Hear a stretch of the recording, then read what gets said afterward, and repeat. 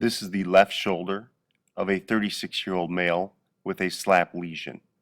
The biceps tendon can be seen to the right, and a shaver is introduced to debride the glenoid.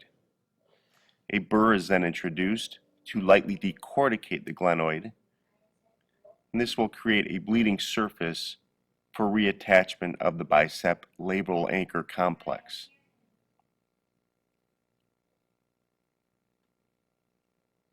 This is followed by placement of a 90-degree suture lasso, and a nitinol wire can be seen.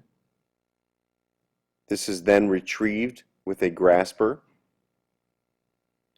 pulled out the cannula, and a suture is shuttled through the labrum, which can be seen here as a purple suture.